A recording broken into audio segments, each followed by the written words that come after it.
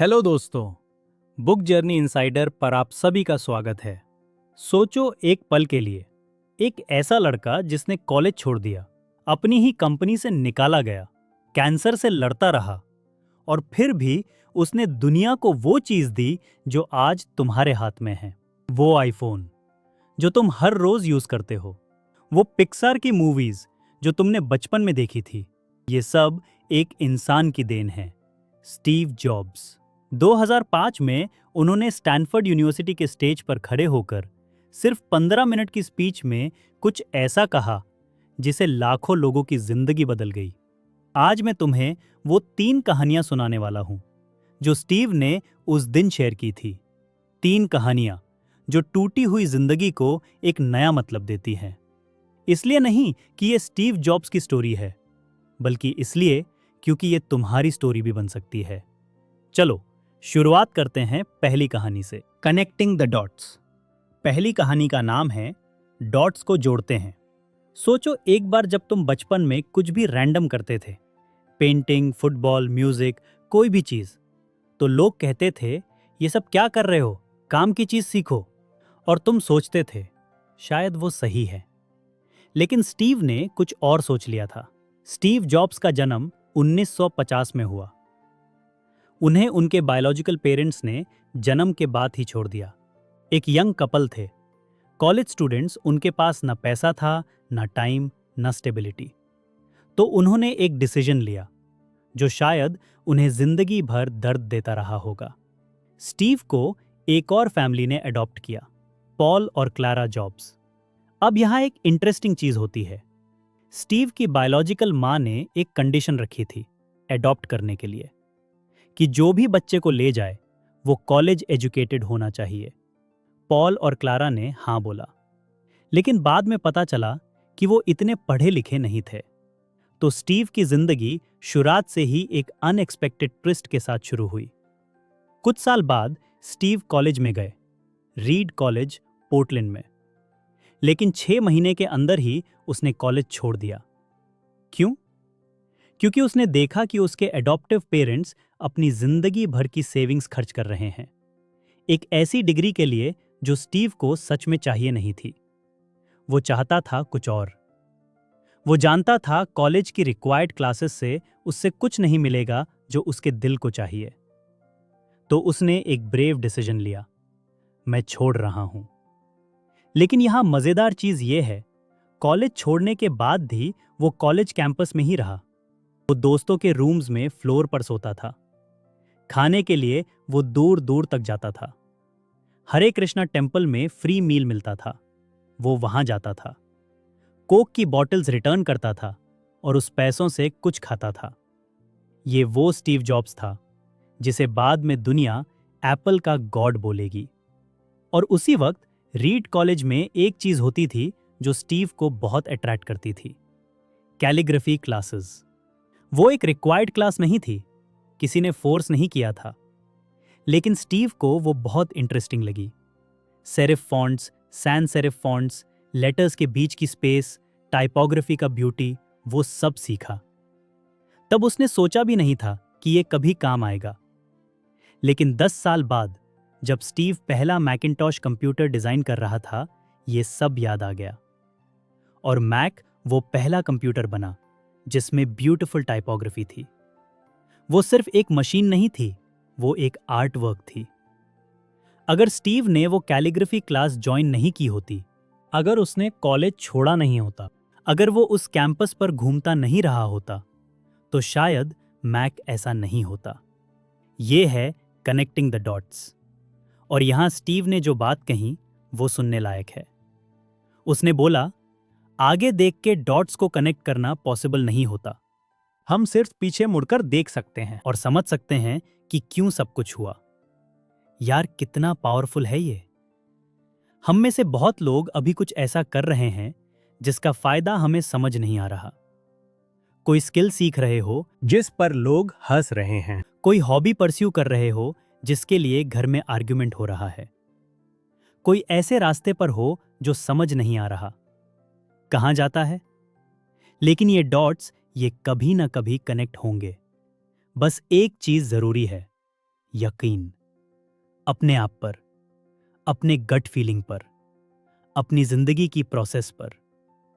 कोई भी dot baker नहीं होता, बस टाइम लगता है समझने में। Love and loss. दूसरी कहानी थोड़ी अलग है। ये सिर्फ सक्सेस की कहानी नहीं है, ये टूटने की, बिखारने की और फिर उठने की कहानी है। स्टीव जॉब्स ने 1976 में सिर्फ 21 साल की उम्र में एप्पल बनाया, एक गराज में, वोज के साथ। कोई फैंसी ऑफिस नहीं, कोई इन्वेस्टर्स नहीं, बस एक आइडिया और एक जज्बा। और 10 साल में एप्पल $2 बिलियन की कंपनी बन गई, 4000 से ज्यादा एम्प्लॉइज। ये सिर्फ बिजनेस नहीं था स्टीव के लिए, ये एक सपना था। हर सुबह उठ के सोचना, आज क्या बनाना है, क्या सोचना है, क्या इंप्रूव करना है, ये उनकी जिंदगी थी। और फिर 30 साल की उम्र में स्टीव जॉब्स को उनकी ही कंपनी ने निकाल दिया। सुनो एक बार फिर, उनकी अपनी कंपनी ने उन्हें निकाल दिया। एप्पल ने एक नया सीईओ हायर किया था, जॉन स्कली। स्टीव ने खुद उसे रिक्रूट किया था पेप्सी से। उसने सोचा था ये दोनों मिलके कुछ जबरदस्त बनाएंगे। लेकिन धीरे धीरे बोर्ड के साथ, स्कली के साथ डिसएग्रीमेंट्स बढ़ने लगे और एक दिन बोर्ड ने वोट किया, स्टीव जॉब्स को कंपनी से हटाओ। वो इंसान जिसने एप्पल क्रिएट किया, वो इंसान जिसके बिना एप्पल एग्जिस्ट ही नहीं करता, उसे ही बाहर कर दिया गया। स्टीव ने कहा कि उस वक्त वो कंप्लीटली टूट गया था। इमेजिन करो, तुमने कुछ बनाया, अपना खून पसीना एक करके, अपने सपने, अपनी नींद, अपना सब कुछ दिया, और एक दिन वो सब तुमसे छीन लिया जाता है। क्या तुम उठ पाते? स्टीव ने कहा, कुछ महीने में समझ ही नहीं पाया कि क्या करूं। मुझे लगा मैं फेल हो गया हूं। मुझे डर था कि मैं जनरेशन के लोगों को डिसअपॉइंट कर चुका हूं। यार, ये फीलिंग कौन नहीं समझेगा? कब किसी को नहीं आया ये एहसास कि मैं फेल हो गया, कि सब मुझसे डिसअपॉइंटेड हैं, कि अब क्या होगा। लेकिन फिर स्टीव ने कुछ नोटिस किया। उसने नोटिस किया कि वो अभी भी पैशन फील कर रहा है, कंप्यूटर साइंस के लिए, डिजाइन के लिए, टेक्नोलॉजी के लिए। वो पैशन गया नहीं था। एप्पल जाना से पैशन नहीं गया। वो रियलाइज हुआ कि एप्पल रिजेक्ट हुआ है, लेकिन पैशन रिजेक्ट नहीं हुआ। और यहां से शुरू होती है एक नई कहानी। स्टीव ने एक नई कंपनी बनाई, नेक्स्ट। फिर पिक्सर खरीद ली, एक स्ट्रगलिंग एनिमेशन कंपनी, सिर्फ $10 मिलियन में। और तुम्हें पता है पिक्सर ने बाद में क्या बनाया? टॉय स्टोरी, दुनिया की पहली फुल्ली कंप्यूटर एनिमेटेड मूवी, जो एक हिस्टोरिक ब्लॉकबस्टर बनी। और नेक्स्ट, वो टेक्नोलॉजी एप्पल ने बाद में खरीद ली।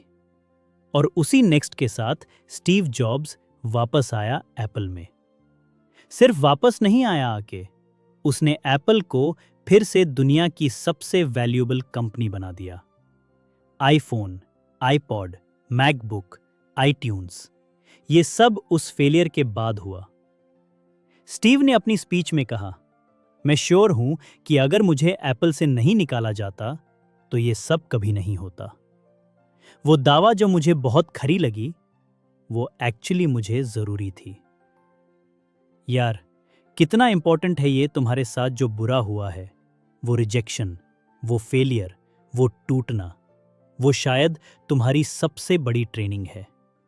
वो एक दूर बंद होती है ताकि एक और खिड़की खुले, जिसे तुम खुद नहीं ढूंढ पाते अगर ये बंद ना होती। पैशन को मत चोरना। और अगर कभी लगे कि रास्ता बंद हो गया, याद रखना स्टीव जॉब्स को। उसने भी वही सोचा था, लेकिन फिर भी उठा। तीसरी कहानी सबसे पावरफुल है। ये डेथ के बारे में है।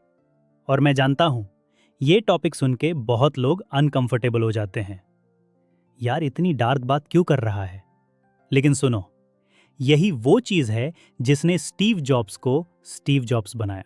2004 में स्टीव को पता चला कि उन्हें पैंक्रियाटिक कैंसर है। डॉक्टर्स ने उन्हें एक स्कैन की रिपोर्ट दिखाई और कहा कि ये ट्यूमर मैलिग्नेंट लगता है, शायद तुम्हारे पास 3 से 6 महीने हैं। सोचो, एक बार डॉक्टर तुमसे कहे, आपके पास 3 से 6 महीने हैं, तुम क्या करोगे? घर कौन सा लेना है? क्या खाना है? कौन सी मीटिंग अटेंड करनी है? या क्या मैं वो जिंदगी जी रहा हूं जो मुझे जीनी चाहिए थी? स्टीव ने उस दिन घर जाके अपनी बायोप्सी करवाई। वो एक ऐसा कैंसर निकला जो एक्चुअली सर्जरी से ठीक हो सकता था। वो एक रेयर टाइप था। स्टीव लकी थे। उस एक दिन में जो अनुभव हुआ वो कभी नहीं गया। उसने सोचना शुरू किया मौत के बारे में, और इस सोचने ने उन्हें एक अलग इंसान बना दिया। स्टीव ने अपनी स्पीच में कहा कि जब वो 17 साल के थे तब उन्होंने एक कोट पढ़ा था, हर रोज ऐसे जियो जैसे ये तुम्हारा आखिरी दिन हो, एक दिन तुम सही होंगे। स्टीव ने बोला कि उसने एक काम किया, हर सुबह उठ के आईने के सामने जाते थे और पूछते थे खुद से, अगर आज मेरा आखिरी दिन होता तो क्या मैं वही करता जो मैं आज करने वाला हूं? और अगर बहुत ज्यादा बार आंसर नो आता तो वो समझ जाते थे कि कुछ बदलना जरूरी है। यार, ये एक सिंपल टेस्ट है ना, लेकिन कितना पावरफुल। हम जिंदगी में इतनी चीजें करते हैं सिर्फ इसलिए कि लोग क्या सोचेंगे।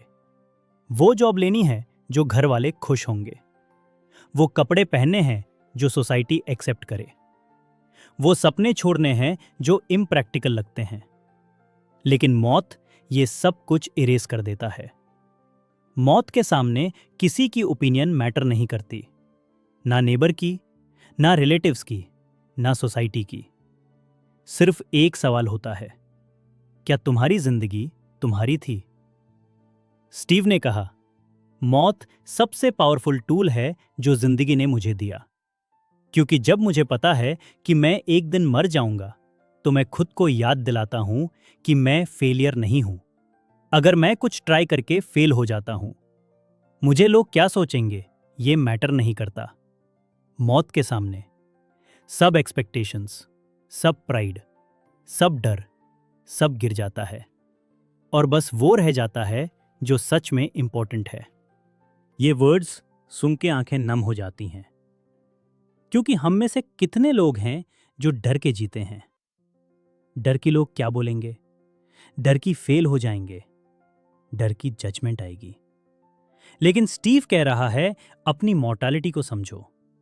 ये डर नहीं है, ये फ्रीडम है। जब तुम जानते हो कि वक्त लिमिटेड है तो तुम गलत लोगों को इंप्रेस करने में वक्त वेस्ट नहीं करते, तुम गलत जॉब्स में अपनी जिंदगी नहीं देते, तुम उस चीज के लिए दौड़ लगाते हो जो सच में तुम्हारी है। अब बात करते हैं, अगर ये 3 कहानियां कोई प्रैक्टिकल चीज सिखाती हैं तो वो क्या है? पहली बात, हर एक्सपीरियंस का एक पर्पस होता है, चाहे अभी समझ ना आए। तुम्हारे साथ कुछ ऐसा हुआ होगा जो तुम्हें बहुत बुरा लगा था, एक रिजेक्शन, एक ब्रेकअप, एक फेलियर, एक चीज जो प्लान के हिसाब से नहीं गई। लेकिन वो सब एक्सपीरियंस वो डॉट्स हैं, और एक दिन वो सब कनेक्ट होंगे। सिर्फ एक चीज जरूरी है, ट्रस्ट करो अपनी जर्नी पर। आगे का रास्ता नहीं दिखता, कोई बात नहीं, पीछे का रास्ता समझो और आगे बढ़ो। दूसरी बात, पैशन वो कॉम्पस है जो कभी रॉन्ग डायरेक्शन नहीं दिखाता। हम बहुत बार कंफ्यूज्ड हो जाते हैं कि क्या करें, कहां जाएं, कौन सा करियर चूज करें। सोसाइटी के पास बहुत आंसर्स हैं, लेकिन तुम्हारा दिल भी बोल रहा होता है कुछ। वो छोटी सी आवाज जो कहती है, ये करो, यहां जाओ, ये ट्राई करो। स्टीव ने वो आवाज सुनी थी। बहुत बार वो आवाज अनकंफर्टेबल थी, बहुत बार उसने रिस्क लिया, लेकिन उसने वही किया जो उससे सच में करना था। और तुम्हें भी यही करना है। जॉब की जरूरत है, ठीक है, बिल्स भरने हैं, समझ में आता है, लेकिन एक बार खुद से पूछो, क्या मैं सिर्फ सरवाइव कर रहा हूं या सच में जी रहा हूं? तीसरी बात, फेलियर मंजिल नहीं है, वो एक मोद है। स्टीव जॉब्स को उनकी कंपनी से निकाला गया, वो रोया होगा, तकलीफ में रहा होगा, लेकिन उसने हार नहीं मानी, उसने दूसरा रास्ता ढूंढा। तुम्हारे साथ भी ऐसा कुछ हुआ होगा या होगा। उस वक्त लगेगा कि सब खत्म हो गया, लेकिन सच ये है, सिर्फ एक चैप्टर खत्म हुआ है, किताब अभी बाकी है। चौथी बात, टाइम की इज्जत करो। ये सबसे छोटा पॉइंट लग सकता है, लेकिन ये सबसे बड़ा है। हम सब जानते हैं कि हम एक दिन मारेंगे, लेकिन हम ऐसे जीते हैं जैसे हम इमॉर्टल हैं। कल कर लेंगे, नेक्स्ट ईयर शुरू करेंगे, रिटायरमेंट के बाद एंजॉय करेंगे। लेकिन स्टीव जॉब्स का एग्जाम्पल देखो। एक बार डॉक्टर ने 3 से 6 महीने बोले, तब पता चला कि वक्त लिमिटेड है। तुम्हारे पास अभी जो टाइम है वो तुम्हारी सबसे बड़ी प्रॉपर्टी है। यूज वाइजली यूज करो। उस चीज में लगाओ जो तुम्हारे लिए मीनिंगफुल है। 5वीं बात, बाहर की आवाज बंद करो, अंदर की आवाज सुनो। सोसाइटी, फैमिली, फ्रेंड्स, सबके पास तुम्हारे लिए एडवाइस है और उनका इंटेंशन बुरा नहीं होता, लेकिन वो तुम्हारी जिंदगी नहीं जिए हैं। वो तुम्हारे सपने नहीं जानते, वो तुम्हारा दर्द नहीं फील करते। तुम्हारा इंटरनल कंपस वो सिर्फ तुम्हारा है। यूज फॉलो करो। स्टीव ने बोला था, your time is limited, so don't waste it living someone else's life. दूसरों की जिंदगी जीना बंद करो, अपनी जिंदगी जियो। और अब स्टीव जॉब्स ने अपनी स्पीच के आखिर में जो 2 वर्ड्स बोले वो आज भी मेरे जहन में घूटते हैं। Stay hungry, stay foolish. Stay hungry मतलब कभी ये मत सोचो कि तुम पूरे हो गए। सीखने की भूख रखो, आगे बढ़ने की भूख रखो, उस चीज की भूख जो तुम्हारा दिल सच में मांगता है। स्टे फूलिश मतलब दुनिया के सामने सेंसिबल दिखने की कोशिश बंद करो। वो सपना परस्यू करो जो लोग पागलपन कहते हैं। वो रास्ता चुनो जो प्रैक्टिकल नहीं लगता। क्योंकि यार, दुनिया के सबसे बड़े काम उन्हीं लोगों ने किए हैं जिन्हें दुनिया ने पहले पागल कहा था। जिंदगी बहुत छोटी है, गलत जगह लगा देने के लिए, गलत लोगों को इंप्रेस करने के लिए, गलत सपने जीने के लिए। आज सिर्फ एक काम करो, आईने के सामने जाओ, खुद से पूछो, क्या मैं वो जिंदगी जी रहा हूं जो मुझे जीनी चाहिए? अगर जवाब नहीं है, कोई बात नहीं, अभी भी वक्त है। आज से शुरू करो। और नीचे कमेंट में सिर्फ इतना लिखो, मेरा एक सपना है, और उसके आगे अपना सपना लिखो, बिना शर्माए। वो कमेंट तुम्हारा पहला स्टेप हो सकता है। वीडियो को लाइक करो, चैनल सब्सक्राइब करो, और ये वीडियो किसी एक ऐसी इंसान को भेजो जिसे आज इस कहानी की जरूरत है। तब तक स्टे हंग्री, स्टे फूलिश।